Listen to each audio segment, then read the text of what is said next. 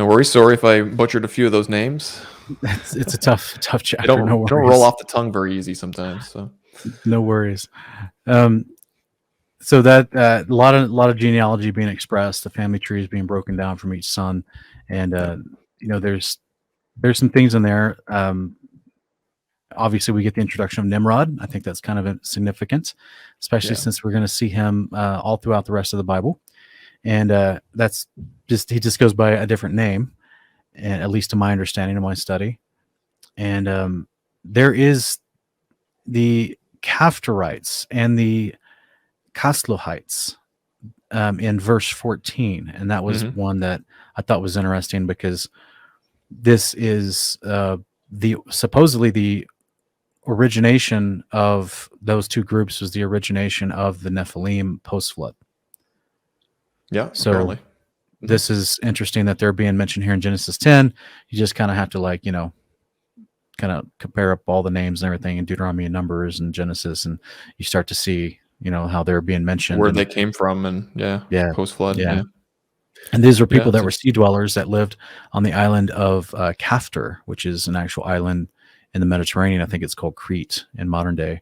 But this is supposedly where the post-flood Nephilim originated, or at least where they lived, and then spread out from there, if I could, to the different tribes.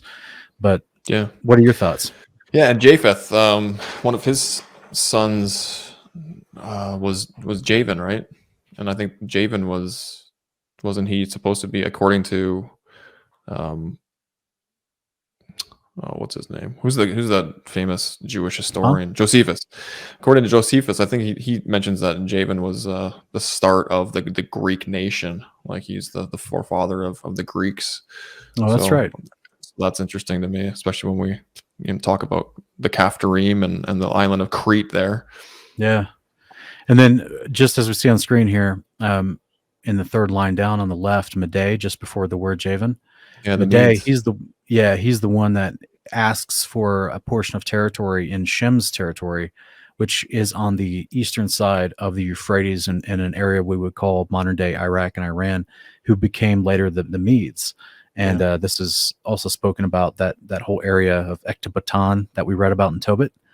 Yeah, that's where he comes from. So there's the all the Medo-Persian stuff connected. Yeah, exactly. Yeah, it's really cool. And people wonder why. This is all boring and redundant, right? And superfluous. And like I get it. I used to think that too, and I still struggle sometimes when I'm looking for like the really juicy stuff in Scripture. You can read through this and just want to get it through it, but the intentions for this to exist in the Scriptures is just for what we're talking about. Like you can trace lineages back, right, where all these clans came from off the boat, who's who, and it holds significance. Absolutely, it's valuable. Yeah, it is. This is why I think it's unique that the Hebrews did keep a family tree like they did, and you see it also in Chronicles. You see it again in Matthew and Luke. And we've seen it in Genesis 5, Genesis 10. We're going to see it again in Genesis 11. So, what were you going to say? Yeah.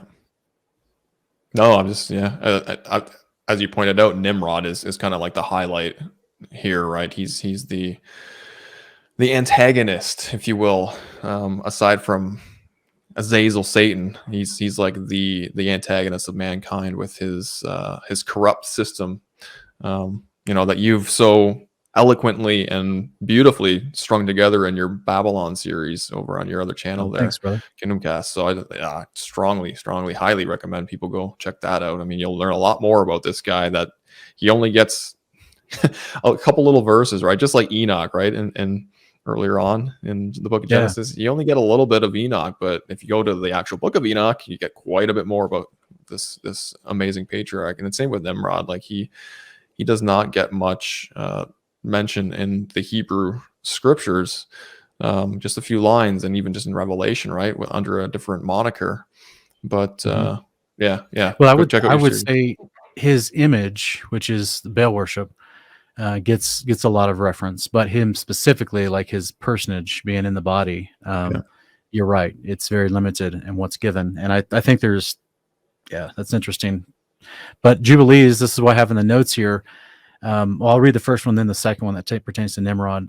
The family descendants of Noah's 3 sons are given, and the lands to which they migrated after the flood. And if anyone watching, if you want a greater breakdown of those lands to where they migrated, those 3 sons and their grandsons, go to Jubilees chapter 8 and 9.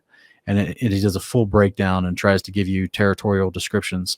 One of the other takeaways from this chapter is Nimrod is called Nimrod in the Greek. Mm-hmm. And we see that in the Greek translated to English version of Jubilees. In Jubilees chapter 8, verses, I believe, 5 or 6, it calls Nimrod Nimrod. And his daughter marries Eber. So we have now Shem's line marrying into mingling, Ham's line. Yeah. And so I just think it's interesting that Nimrod's introduced. He's the son of Cush. He's highlighted because he will play a very significant role throughout the rest of Scripture.